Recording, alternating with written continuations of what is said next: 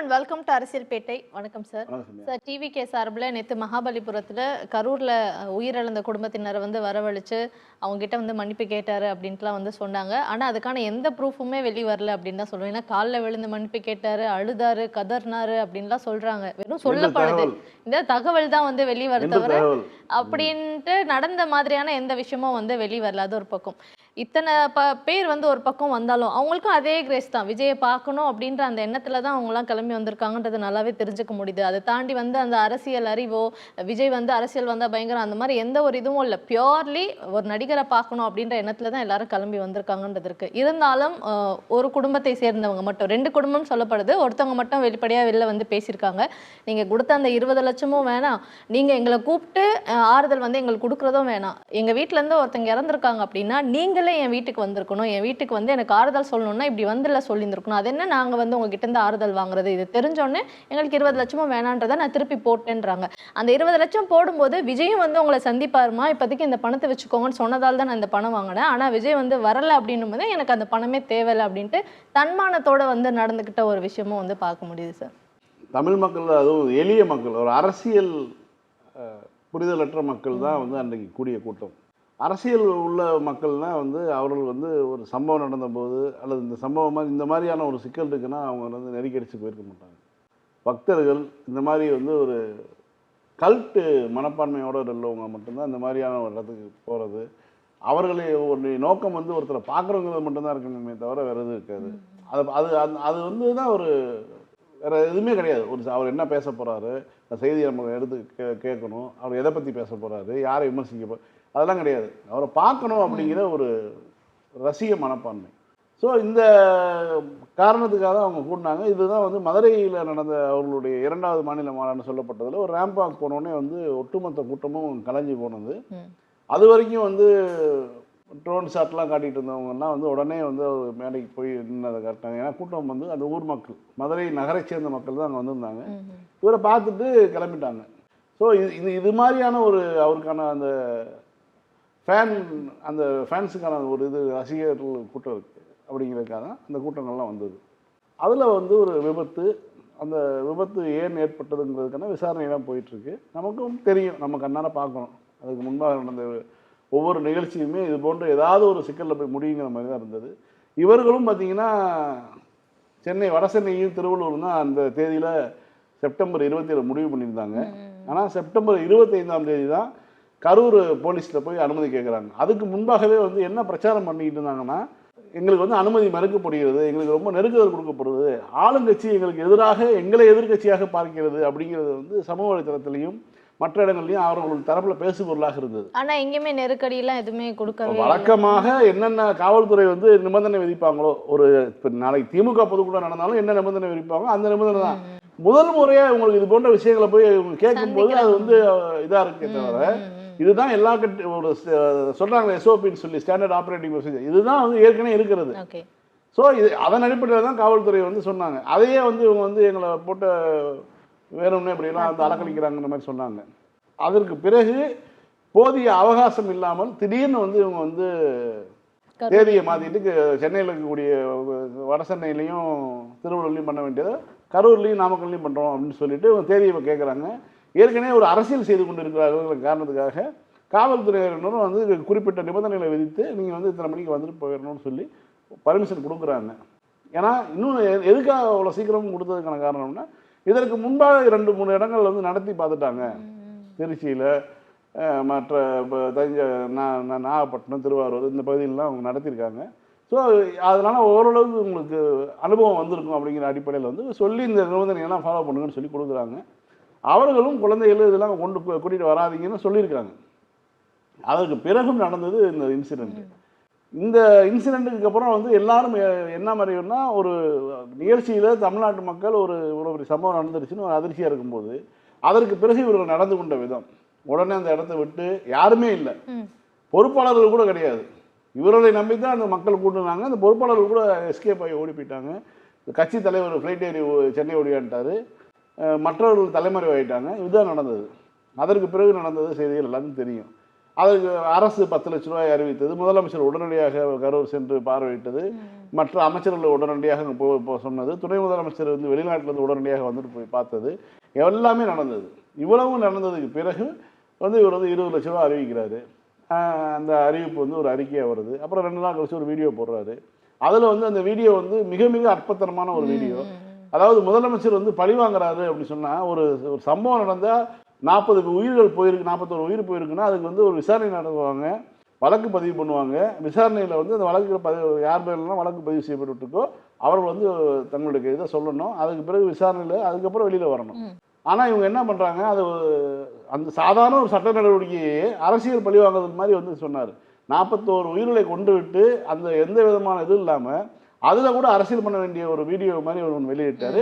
அது வந்து மிகப்பெரிய ஒரு பேக்ஃபயர் ஆயிடுச்சு. பேக்ஃபயர் ஆனதுக்கு பிறகு வந்து இவருக்கு என்ன பண்ணுறதுன்னு தெரியல. கரூருக்கும் போக முடியாது.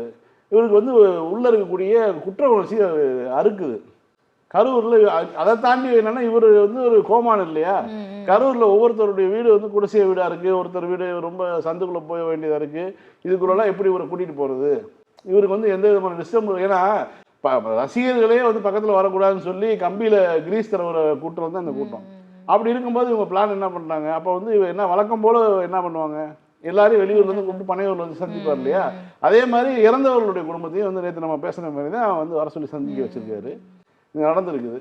அந்த குடும்பத்துக்கு 20 லட்ச ரூபாய் போடுவதற்கு கூட வந்து உடனடியாக, அதாவது இறப்பு ஒரு வந்து அரசு ஏன் நம்ம ஒரு 20 நாளைக்கு முன்னாடி நம்ம இப்போ சோழ பேசணும், ஏன் உடனடியாக வந்து கவர்மெண்ட் செக் கொடுக்குது? ஒரு ஆறுதலுக்கு அவங்க கையில் வந்து ஒருத்தர் இல்லாட்டினா கூட பரவாயில்ல, இப்போதைக்கு கொஞ்சம் இதாக இருக்குங்கிற மாதிரி ஒரு துணிச்சல் வருங்கிறதுக்காக செய்யுது. அங்கே கூட வந்து காலம் தாழ்த்தி எவ்வளோ நாள் கழிச்சு வந்து கொடுத்தாங்க. ஏன்னா அது டிமாண்டு. இப்போ நாங்கள் உங்கள்கிட்ட காசு கொடுக்க போகிறோம், இப்போ ஒருத்தர் தொலைக்காட்சிக்காரர் வருவார், நீங்கள் வந்து அவர் தலைவர் ஒன்று அவருக்கு என்ன தெரியும்னு பேசணும் சொல்லியே சொல்லி பல இடங்களில் செஞ்சுருக்காங்க. மக்களுக்குமே வந்து இவர் மேலே கோபமும் கிடையாது. இவரை பார்க்க தான் வந்தாங்க. இவருக்கு ஆதரவு கொடுத்து ஒரு வாக்களிக்கலாம் வரல. இவரை பார்க்க வந்த கூட்டம் தான் இறந்து போயிட்டாங்க. ஸோ அதனால் இவரை பார்க்க வந்து நம்ம தானே போனோம் அப்படின்னு அவர்கள் மனதுக்குள்ளே இருக்கக்கூடிய குற்ற உணர்ச்சியின் அடிப்படையில் தான் பேசிகிட்டு இருக்காங்க இப்போ வரைக்கும். ஆனால் இந்த 20 லட்ச ரூபாய் பணத்தை கொடுத்துட்டு சென்னைக்கு வந்து நீ பாருங்கன்னு சொன்னதுக்கப்புறம் அந்த 20 லட்சம் வந்ததுக்கப்புறம் பார்த்தீங்கன்னா சில பேருடைய பேச்சுக்களை வந்துச்சு. அந்த ஊரில் இருக்கக்கூடிய அந்த ஒரு குழந்தையினுடைய அந்த அம்மா பெத்த தாய் கிடையாது, பெத்த தாய்க்கு வாய் பேச முடியாது. இன்னொரு அம்மா வந்து சொல்கிறாங்க, எங்கள் பிள்ளை போச்சு பரவாயில்ல, ஆனால் விஜயை பக்கத்தில் பார்த்தோம் அப்படின்னு சொல்லி பேசின அந்த கொடுமையெல்லாம் நமக்கு இதெல்லாம் பார்த்ததுக்கு பிறகு தான் இந்த கொடுமை நடக்குது. அதாவது இளவு வீட்டுக்காரங்க துக்கம் விசாரிக்கிற வேண்டியவர்கிட்ட நேரடியே போகிறது, 500 கிலோமீட்டர் 400 கிலோமீட்டர் பயணம் பண்ணி வந்து விசாரிச்சுட்டு போகிறது அப்படிங்கிற ஒரு கொடுமை நடந்தது. இந்த இடத்துல தான் இவ்வளோ பேர் இருந்தாலும் ஒரே ஒரு சுயமரியாதை உள்ள ஒரு குடும்பம் இருக்குங்கிறத வந்து அந்த அம்மா சொல்லியிருக்காங்க. நாங்கள் அவர் பணம் கொடுத்தாரு, எங்கள் குடும்பத்துக்காக ஒரு கணவர் இறந்துட்டார், கொடுத்துருக்காரு, ரைட்டு வாங்கிக்கிட்டோம். ஆனால் அவர் வீட்டில் வந்து துக்கம் கேட்கணும், அதான் முறை. இவர் வரலை, நான் பணத்தை திரும்ப அனுப்பிட்டேன். எந்த அக்கௌண்ட்லேருந்து போட்டாங்களோ அந்த அக்கௌண்ட்டுக்கே அவங்க திரும்ப அனுப்பியிருக்காங்க. இதுதான் நடந்தது. 20 லட்ச ரூபாய் வந்து திரும்ப போயிடுச்சு. இப்போ என்னன்னா இவர் செஞ்சார்ல, செஞ்சதுக்கான ஒரு எதிர்வினை இருக்கும் இல்லையா, ஒட்டுமொத்த இதுக்கும் ஒரு சோறு பதம்ங்கிற மாதிரி நீ இவர்களை ஏமாற்றி கூட்டு வந்து காசை காட்டி இன்னும் மாதம் உங்களுக்கு 5000 தருவோம். அதை வந்து ஒரு கல்லூரியினுடைய இருந்து இருக்கக்கூடிய ஒரு நபர் ஒருத்தர் சொல்லியிருக்காரு, அவர் கட்சியில் பொறுப்பில் இருக்கக்கூடியவர், அவர் பல்கலைக்கழகத்துலலாம் தனியார் பல்கலைக்கழகத்தில் இருக்கார். அவர் சொல்லியிருக்காரு மாதம் 5000 தரேன்னு சொல்லியிருக்காரு. இந்த மாதிரியான விஷயங்கள்லாம் கெட்டு போயிடும், நீங்கள் ஏதாவது வார்த்தையை விட்டுறாதீங்கன்னு சொல்லி மீண்டும் அவர் வந்து இன்னமும் அவங்களுக்கு என்னென்னலாம் செய்யணுமோ செய்கிறேன்னு சொல்லி அனுப்பி வச்சிருக்காங்க. இந்த மாதிரி வார்த்தைகளை பேசிடக்கூடாதுன்னு சொல்லி. ஆனால் அந்த அம்மா வந்து துணிச்சலாக சுயமரியாதையுடன் வந்து வெளிப்படையாக சொல்லிட்டாங்க, நீங்கள் வந்து கொடுத்த காசு எனக்கு வேணாம் அப்படின்னு சொல்லி. இவர் ஒட்டுமொத்தமாக இவர் பில்டப் பண்ணி வச்சுருந்த எல்லாமே வந்து இப்போ சரிஞ்சு போச்சு இந்த ஒரு சம்பவத்தினால. 20 லட்ச ரூபாய் பணத்தை வேணான்னு சொல்லக்கூடிய அந்த குடும்பத்தினுடைய வீட்டை போய் பாருங்கள், ரொம்ப சாதாரணமான ஒரு நடுத்தர குடும்பம் தான். ஆனால் என்னன்னா அவங்களுக்கு சுயமரியாதை உள்ளவர்களுக்கு யாராவது ஒருத்தர் இருந்தால் போதும் சுயமரியாதை, ஒரு ஊரையே வந்து காப்பாற்றிட முடியுங்கிறது தான் விஷயம். அந்த மாதிரி வந்து அந்த ஊருக்கு கரூர் ஒட்டுமொத்த கரூருக்கான ஒரு அவப்பெயர் ஏற்பட்டுருமோன்னு ஒரு பயம் இருந்துச்சு. அதை வந்து ஒரு அம்மா வந்து காப்பாற்றி விட்டாங்க. இதை வந்து இதன் மூலமாக வந்து இனிமேலாவது அறிவு வந்து மனித மாண்புடன் ஒரு நடந்து கொள்ளணும், மக்களை மதிக்கணும். தன்னால தான் ஏற்பட்டுச்சுன்னு ஆனால் என்னென்னலாம் சொல்கிறாங்க பாருங்க. ஒவ்வொருத்தரை பார்த்து ஏங்க நான் ஒவ்வொரு குடும்பத்தோட 1/2 மணி நேரம் செலவு பண்ணாராம், ஒவ்வொரு குடும்பத்தோடையும் கட்டி பிடிச்சி அழுதாராம். எப்படிங்க முடியும் தெரியாமல் கேட்குறேன். ஒரு மனிதனுக்கு வந்து துக்கம் இருக்க தான் செய்யும். ஒவ்வொரு குடும்பத்திலையும் அரை மணி நேரம் அழுது அழுது காலில் விழுந்து அழுதுட்டு எழுந்திரிச்சு வந்தான்னு சொல்றதெல்லாம் எவ்வளோ ஒரு மோசமான ஒரு பில்டப் ஏற்றிட்டு இருக்காங்க.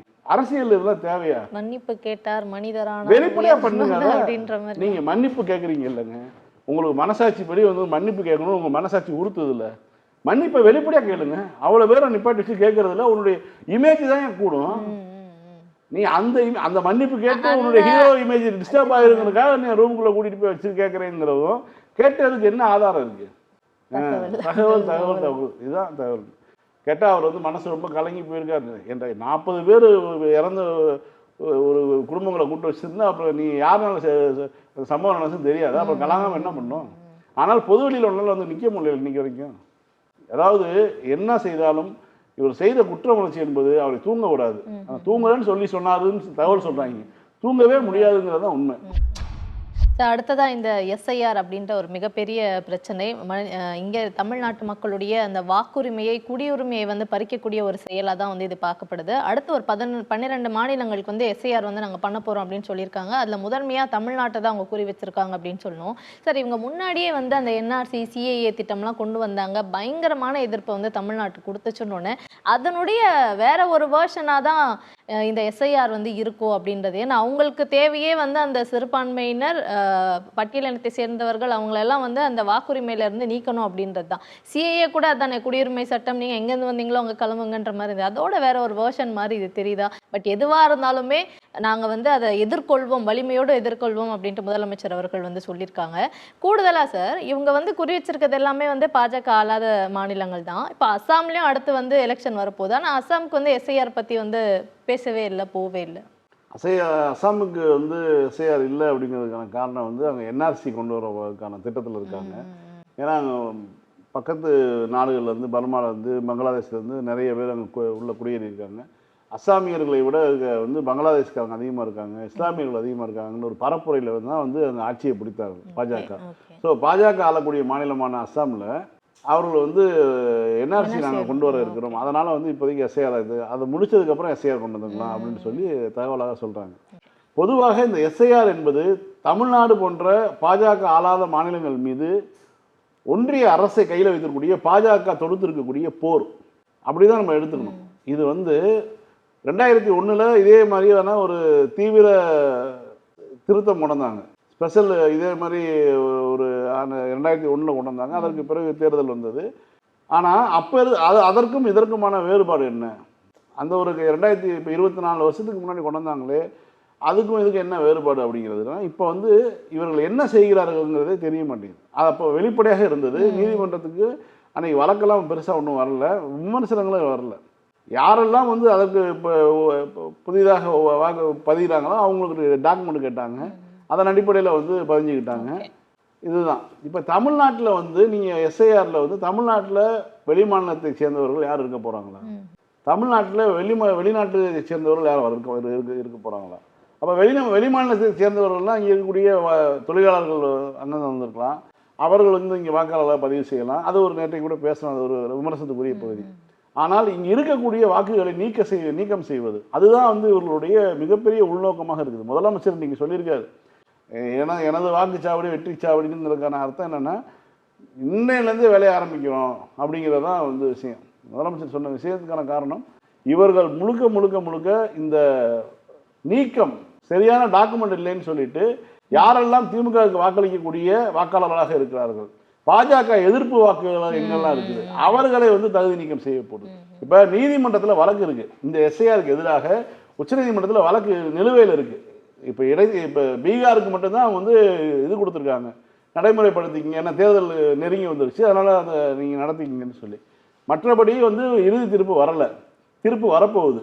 ஆனால் அதற்கு முன்பாகவே இந்த 12 மாநிலங்களுக்கு நான் உடனடியாக கொண்டு வருவேன்னு இப்போ துள்ளி குதிச்சு இவங்க பண்ணுறதுக்கான காரணம் என்ன, அவ்வளோ அவசரம் என்ன அப்படிங்கிற ஒரு கேள்வி இருக்குதா இல்லையா? அப்போ வந்து இவங்களுடைய நோக்கம் வந்து எப்படி கர்நாடகாவில் அவங்க ட்ரை பண்ணாங்களோ அதே மாதிரி தான் வந்து இப்போ 24 தேர்தலில் எப்படி ஒரு வாக்கு நீக்கம்லாம் செய்து அதன் மூலமாக வாக்கு திருட்டில் ஈடுபட்டு அதன் மூலமாக ஒரு ஒரு அவர் நினைத்ததை விட அதிகமாகவே வெற்றி பெற முடிந்ததோ அது போன்ற ஒரு விஷயத்தை தமிழ்நாட்டில் செய்வதற்கான ஒரு இதில் தான் அவங்க இருக்காங்கிறதுக்கான குற்றச்சாட்டை சொல்கிறோம். குறிப்பாக பீகாரில் 47 லட்சம் வாக்காளர்கள் வந்து நீக்கப்பட்டது. அவர்கள் யாருன்னு இப்போ வரைக்கும் லிஸ்ட் கொடுக்கல. நீங்கள் ஓட்டு போட போகும்போது தான் உங்களுக்கே தெரியும் உங்கள் ஓட்டு இருக்குதா இல்லையான்னு. இது வந்து எவ்வளோ ஜனநாயகத்தினுடைய மிகப்பெரிய ஒரு அதனுடைய சவப்பட்டியில் அறையக்கூடிய ஆணி மாதிரி இது. இந்தியாவில் மிச்சம் இருக்கிறது இது ஒன்று தான், ரசம்பா அப்படிங்கிற மாதிரி தான், அதையாவது மிச்சமைங்கிற மாதிரி இந்த தேர்தல் முறை ஒன்று தான் இருக்குது. அதை வச்சு தான் நாங்கள் இந்த பாஜக போன்றவர்களுடைய வந்து ஏதாவது ஒரு வாய்ப்பில் வீழ்த்தி வீட்டுக்கு அனுப்புறதுக்கான ஒரு நம்பிக்கைன்னு இருக்குது. இப்போ அதுலேயும் வந்து முடிவு கட்டுறதுக்கான ஒரு வேலையெல்லாம் இப்போ ஈடுபடுறாங்க.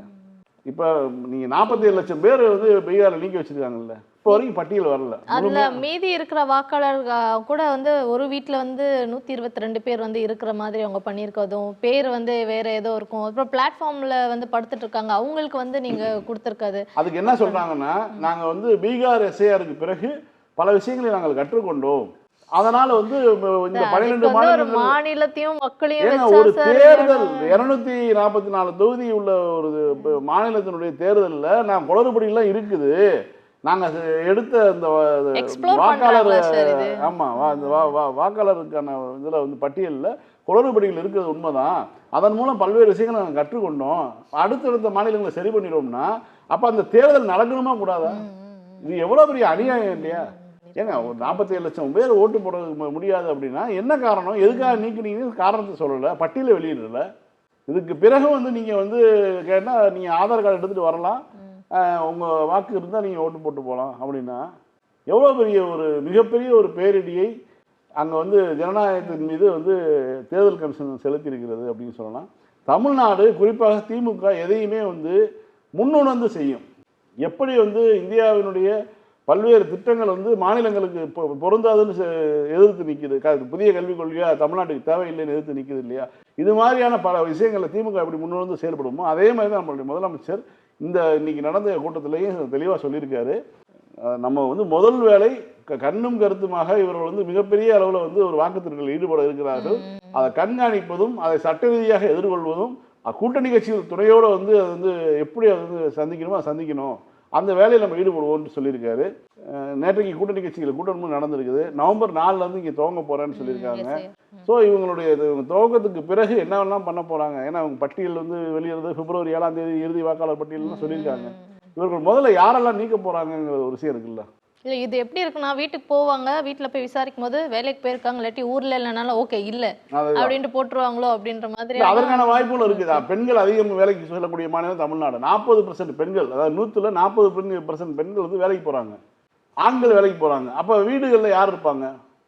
அதாவது 40% வீட்டில் ஆள் இருக்க மாட்டாங்கன்னு அர்த்தம். பகலில் நீங்கள் 100% கணக்கெடுத்தா இந்தியாவில் 40% பெண்கள் வேலைக்கு போகக்கூடிய மாநிலம் தமிழ்நாடு.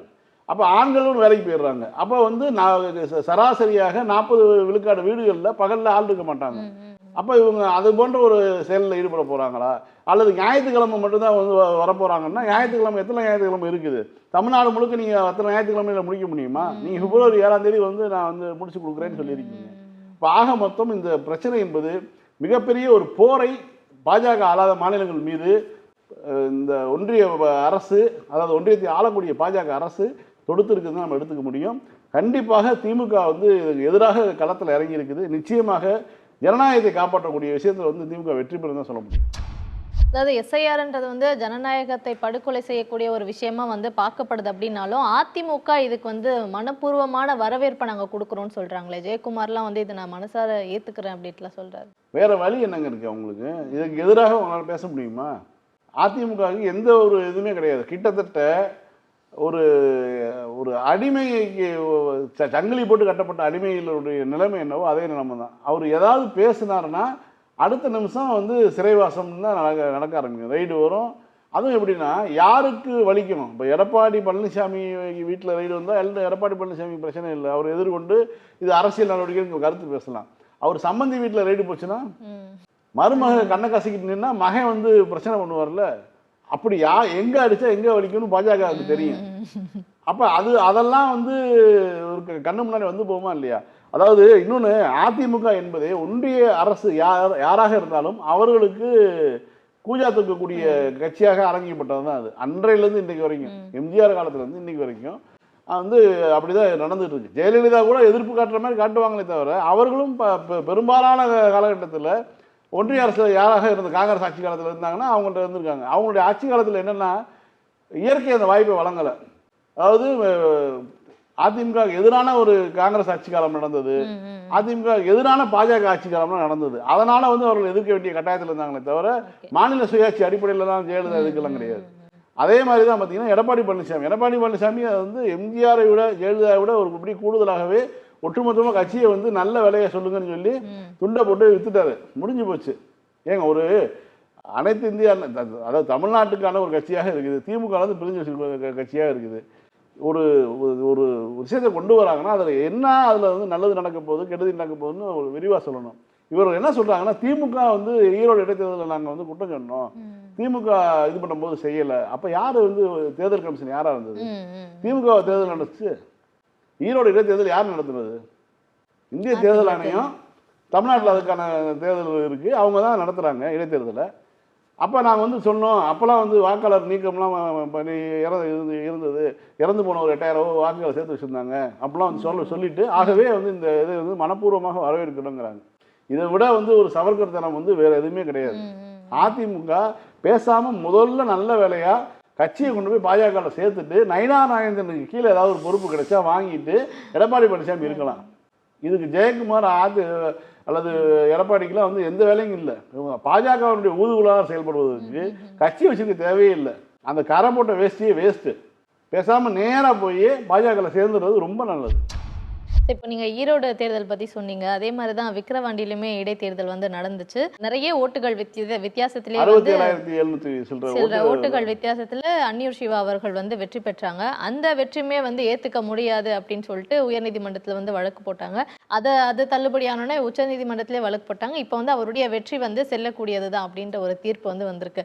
இதே தானே நீங்க சொன்னதுதான், தேர்தல் ஆணையம் உடைய கட்டுப்பாட்டுல தானே இதெல்லாம் வந்து நடந்திருக்கும். அப்புறம் ஏன் எதுக்குறீங்க? இப்போ மட்டும் ஏன் அதை வரவேற்கிறீங்க? இல்லை, நல்ல வேலையாக இவர் அதாவது இப்போ நீங்கள் பார்த்தீங்கன்னா இந்த விக்கிரவாண்டி தேர்தலுடைய வெற்றியை எதிர்த்து அப்படின்னா நீங்கள் வாக்கு வித்தியாசம் கம்மியாக இருக்குது, ஒரு 500-300 வாக்குகள் வித்தியாசம் இருக்குது, நான் ஒரு இது போகிறேன்னு சொல்லலாம். 67,000 ஓட்டில் அடிச்சு நொறுங்கி ஜெயிக்கிறாரு. அதை வந்து எனக்கு சந்தேகமாக இருக்குன்னு சொல்லி ஒருத்தர் போகிறாரு, உயர்நீதிமன்றத்துக்கு போகிறாரு, உச்சநீதிமன்றத்துக்கும் போகிறாரு. கடைசியில் இப்போ தேர்தல் வெற்றி வந்துருச்சு. சபாநாயகர் அப்பாவுக்கு இருக்காரு. கடந்த முறை 2016ஆம் ஆண்டு நடைபெற்ற சட்டசபை தேர்தலில் இன்பதுரை, அவரும் அதிமுகவின் இன்பதுரையை எதிர்த்து ஒரு போட்டி போடுறாரு. இவர் ஓட்டு என்னும் இடத்துலேருந்து சட்டையை பிடிச்சி வெளியில் தள்ளப்பட்டார். அந்த காட்சிகள் இன்னமும் வந்து சமூக வலைதளங்களில் இருக்குது. அந்த வழக்கில் வந்து உயர்நீதிமன்றம் தீர்ப்பு சொல்லிட்டாங்க. என்ன அது வாக்குகளை எண்ணி தீர்ப்பு அறிவிக்கும் போது உச்சநீதிமன்றத்தில் போய் தடை வாங்கி வச்சிருக்காரு இன்பதுரை, அதிமுகவை சேர்ந்தவர். அதாவது 2016லேருந்து 2021 வரைக்கும் தமிழ்நாடு சட்டமன்றத்தில் இன்பதுரை ஒரு இதாக இருக்கார். அவர் வந்து 5 ஆண்டு காலம் வந்து சட்டமன்ற உறுப்பினராக இருக்கார். அந்த தேர்தலை எதிர்த்து போட்ட வழக்கு இன்னைக்கு வரைக்கும் தீர்ப்பு வரல. ஆனால் திமுக வேட்பாளருக்கு எதிராக போடப்பட்ட வழக்கு உச்சநீதிமன்றம் வரைக்கும் போகுது. ஆனால் இப்போ 67,000 ஓட்டுங்கிறதுனால ஒன்றும் பண்ண முடியாதனால தீர்ப்பு வந்துருச்சு. அப்போ அவருக்கு இப்போ வேலை பார்த்த அந்த 5 ஆண்டு காலம் வந்து அவன சம்பளம் அவர் போட்ட எல்லாமே வந்து திரும்ப பெறப்படணுங்கிறது தான் உத்தரவு. ஆனால் இன்னைக்கு வரைக்கும் தீர்ப்பு வரல. அதுக்கப்புறம் வந்து 21 ஜெயிச்சு அவர் அதே சட்டமன்றத்தில் வந்து சபாநாயகராக உட்காந்துருக்காரு இன்னைக்கு. இதுதான் ஜனநாயகத்தில் வந்து நம்ம வந்து நம்பிக்கை வைக்கக்கூடிய அம்சம். ஆனால் அதை கெடுப்பதற்கு தான் எஸ்ஐஆர் போன்ற விஷயங்களை கொண்டு வந்திருக்காங்க. இதை திமுக வெற்றிகரமாக முறியடிக்குங்கிறது தான் உண்மை. சார், தொழிலதிபர் ஸ்ரீதர் வெம்பர் சொல்லியிருக்கக்கூடிய ஒரு விஷயம், வேக்சினேஷன்லாம் வந்து எடுத்துக்கிறதால தான் ஆட்டிசம் அந்த மாதிரியான பிரச்சனைகள் வருது அப்படின்ட்டு. ஆனால் இந்த வேக்சினேஷன் வந்து மக்கள் மத்தியில் கொண்டு வரத்துக்கு வந்து ஒவ்வொரு முறையும் அரசு எந்த அளவுக்கு பாடுபடுது அப்படின்றது இருக்குது. ப்ராப்பராக வந்து தடுப்பூசிகள் வந்து எடுக்கிறதால பல கொடிய நோய்கள்லாம் வந்து தவிர்க்கப்படுறது வந்து அந்த சயின்ஸ் பூர்வமான அறிவிப்புகள்லாம் இருக்கும்போது இவர் இப்படி ஒரு விஷயத்தை வந்து சொல்கிறாரு சார். ஸ்ரீதர் வெம்பு ஒரு சாதாரண தொழிலதிபர். அவருடைய கருத்து வந்து இவ்வளோ தூரம் வந்து உட்காந்து நீங்கள் பேசணுமா அப்படின்னு ஒரு கேள்வி இதுக்கு முன்னாடி நீங்கள் கேட்டீங்க தனிப்பட்ட முறையில். ஏன் பேசணுங்கிறதுக்கான ஒரு ரீசன் இருக்குது. குறிப்பாக போலியோ சொட்டு மருந்து வந்தபோது போலியோ ட்ராப்ஸை ப்ராப்பராக கொண்டு போய் சேர்த்து அந்த நோயை வந்து நீக்கம் செய்தது இந்தியாவிலே தமிழ்நாடு அரசு தான் முதன்மையான ஒரு மாநிலம். கலைஞருடைய ஆட்சி காலத்தில் 70களில் தொடங்கி அதை வெற்றிகரமாக சாதித்து முடித்து அதற்கு பிறகு வந்து இன்னைக்கு வரைக்கும் நம்ம வந்து அதை செலுத்திட்டு இருக்கோம். என்னுடைய கிளாஸில் பார்த்தீங்கன்னா ஒரு 4 பேராவது அந்த போலியோ நோய்களுக்கு தாக்கப்பட்டு அந்த காய்ச்சல் வந்து கைகால் அந்த இதாகி பிரச்சனை ஆனவர்கள், நடக்க முடியாதவர்கள், ஏதாவது குச்சியோட உதவியோட வரவங்க இப்படி யாராவது இருப்பாங்க. அதற்கு பிறகு அந்த அடுத்த ஜென்ரேஷனில் அந்த இதில் நம்பர்ஸ் குறையுது. எனக்கு கிளாஸில் 3 பேர் 4 பேர் இருந்தவங்க அதுக்கப்புறம் வந்து ஒருத்தராக மாறுறாங்க. அதுக்கு பிறகு 10 ஆண்டுகள் கழிச்சு பார்த்தா யாருமே இல்லை. வேறு வேறு மரபு நோய்கள் காரணமாக இருக்கக்கூடியவர்கள் தான் வந்து மாற்றுத்திறனாளியாக இருக்கிறாங்க. அப்போ நோயினால் வந்து மாற்றுத்திறனாளியாக ஒருத்தர் மாறக்கூடிய இதை வந்து போலியோ சொட்டு மருந்தின் மூலமாக வெற்றிகரமாக சாதித்த ஒரு இயக்கம் திராவிட இயக்கம். அதனுடைய ஆட்சி காலத்தில் அது செய்தது. இது மாதிரி தான் வந்து இன்றைக்கி கியூபாவில் என்னெல்லாம் வந்து தடுப்பூசி போடப்படுகிறதோ அதே போல் தடுப்பூசி தமிழ்நாட்டிலும் அதை விட கூடுதலாகவே போடுறாங்க. ஏன்னா வந்து மக்களுக்காக, அதாவது பிரைமரி ஹெல்த்தில் வந்து முதன்மையான நாடுன்னா கியூபா தான். மற்ற விஷயங்களை விட பிரைமரி ஹெல்த்து, ஒரு குழந்தை பிறந்து அதனுடைய வளர்ச்சி 14 வயசு வரைக்கும் அந்த வளர்ச்சியாக போகுது. அந்த முழுமையான வளர்ச்சியை எட்டும் வரைக்குமான தடுப்பூசிகளை ப்ராப்பராக வந்து செய்து பிரைமரி ஹெல்த்தில் வந்து முன்னணி நாடாக இருக்கக்கூடியது அமெரிக்காவை விட கியூபா தான். நாம் அதற்கு ஈடாக தமிழ்நாடு வந்து அந்த ஒரு இதை பண்ணுறோம். அதிமுக ஆட்சி காலத்தில் கூட வந்து ஒரு MMR போட்டாங்க வேக்சின். விஜயபாஸ்கர் மக்கள் நல்வாழ்வுத்துறை அமைச்சராக இருக்கும்போது போட்டாங்க. இந்த மாதிரியான விஷயங்களை வந்து திமுக என்றைக்கும் ஆதரித்து தான் வந்திருக்கு. இவர் வந்து ஒரு ரிப்போர்ட் வந்துருச்சு, ஒரு ஆய்வு கட்டுரையினுடைய இது வந்து வந்துருச்சு, அதன் காரணம் வந்து 300 குடும்பங்களில் வந்து ஒரு ஆய்வு செய்து ஆட்டிசம் வந்து ஏன் வந்ததுன்னா தடுப்பூசினால தான் வந்து கண்டுபிடிக்கப்பட்டதுன்னு சொல்கிறாங்க. இது எவ்வளோ பெரிய அபத்தம். ஏன்னா ஒரு தடுப்பூசியில் 10 லட்சத்தில் ஒருத்தருக்கு வந்து பிரச்சனை வரக்கூடிய வாய்ப்பு இருக்கும். அது அவருடைய ஜெனடிக் பிரச்சனையாக இருக்கும். இப்போ வந்து கோவிட் வந்துச்சு. கோவிட் வந்தபோது உடனடியாக தடுப்பூசி கண்டுபிடிக்கிறதுக்கான முயற்சியில் ஈடுபட்டு ஒவ்வொரு நாடும் ஒவ்வொரு தடுப்பூசி, சைனா, ரஷ்யா, அமெரிக்கா எல்லாமே தடுப்பூசியில் கொண்டு வந்தாங்க. லண்டன், இங்கிலாந்தும் ஒரு தடுப்பூசி கொண்டு வந்தாங்க. அதை நம்ம வந்து பயன்படுத்திக்கிட்டோம். இந்த மாதிரியான விஷயங்களில் வந்து நம்ம ட்ரையலே எடுக்கலை. பெரிய அளவில் ஒரு ட்ரையல் பண்ணணும். அந்த ட்ரையலே இல்லாமல், தடுப்பூசிக்கான கால அளவே இல்லாமல் உடனடியாக மக்களை காப்பாற்றணும்னு சொல்லி தடுப்பூசி போட்டுக்கிட்டோம். ஆனால் மற்ற தடுப்பூசிகள்லாம் வந்து எந்த வகையிலும் வந்து காலங்காலமாக இருந்து வந்த நோய்கள், பெரியம்மை, சின்னம்மை போன்ற நோய்கள்லாம் இல்லாமல் பண்ணுவதற்கான ஒரு வேலையை செஞ்சுட்டாங்க. அதே மாதிரி வந்து இந்த மம்ஸுக்கு போகிற தடுப்பூசி இதெல்லாம் வந்து பெரிய அளவில் வந்து அந்த நோய்களை இல்லாமல் செய்து விட்டது. பல காலமாக இருந்தது, பல ஆயிரக்கணக்கான ஆண்டுகளாக இருந்த நோய்களை இல்லாமல் செய்து விட்டது வந்து வெற்றிகரமாக வந்து தடுப்பூசிகள் தான். அப்படி இருக்கும்போது இவர் வந்து இந்த கருத்தை சொல்லும்போது நம்ம ஏன் விமர்சிக்கிறோம் அப்படின்னா கரெக்டாக இப்போ வந்து தமிழ்நாடு அரசு நேற்றைக்கு தான் அறிவிச்சிருக்கு. அதாவது இப்போ கர்ப்பவாய் புற்றுநோய்க்கான தடுப்பூசி பெண் குழந்தைகளுக்கு போடுறாங்க. ஒரு மாநில அரசு இலவசமாக தடுப்பூசியை போடுறதுங்கிறது எவ்வளோ பெரிய ஒரு இது. தன்னுடைய நாட்டில் பிறக்கக்கூடிய பெண் குழந்தைகளை ஒரு அரசே தன்னுடைய குழந்தைய நினைக்கிற மாதிரி வந்து நினச்சி இவ்வளோ பெரிய விஷயங்களை வந்து இலவசமாக பண்ணுறாங்க. இந்த மாதிரி நேரத்தில் தடுப்பூசிக்கு எதிரான ஒரு கருத்தை ஒரு நிறுவனம் வைத்து, அதாவது அதுவும் கணினி நிறுவனம் வச்சு, சாஃப்ட்வேர் கம்பெனி வச்சு நடத்தக்கூடிய ஒருத்தர் சொன்னார்னா அது எந்த அளவுக்கு சமூகத்தில் ஒரு பாதிப்பு ஏற்படுத்தும். இவன் வேணும்னே தான் இந்த ஆள் பண்ணுறாரு, இந்த கருத்தை எங்கேயோ இருந்து எடுத்துகிட்டு வந்து வேணும்னே இந்த மாதிரி நேரத்தில் தமிழ்நாடு அரசு பண்ணக்கூடிய இந்த ஒரு செயல்பாட்டில் மக்கள் வந்து பயந்துக்கிட்டு வராமல் இருக்கணுங்கிறதுக்கான சில விஷயங்களை பண்ணுறாருன்னு தான் நம்ம எடுத்துக்க முடியும். ஏன்னா அவருடைய நோக்கம், அவருடைய சேர்க்கை, அவருடைய இதெல்லாம் வந்து, ஏன்னா அவருக்குமே ஒரு குழந்தை வந்து இதே மாதிரி ஆர்டிச பாதிப்புள்ள ஒரு குழந்தை இருக்குது. இருந்தாலும் கூட அவர் சொல்லும்போது அப்போ அது எதனால் அப்படி சொல்கிறாரு அப்படிங்கிற ஒரு, யாராவது ஒரு 100ல் வந்து 2 பேர் போட மாட்டேன்னு சொன்னாலும் வந்து அந்த நோயை வந்து நம்ம முற்றிலும் ஒழித்ததாக சொல்ல முடியாது. அப்போ இது போன்ற கருத்துக்களை நம்ம வந்து வன்மையாக கண்டிக்கணும். குறிப்பாக இது போன்ற நோய்கள் எதனால் வருதுன்னா நம்மளுடைய ஜீன் கட்டுப்பாடு இதுலேருந்து தான் வருது. நீங்கள் ஒரே குறிப்பிட்ட சாதிக்குள்ளேயே வந்து நீங்கள் அகமண முறையை செய்து கொண்டே வந்தீங்கன்னா அந்த தொடர்ச்சியாக அந்த நோயை வந்து உங்களை விட்டு போகாது.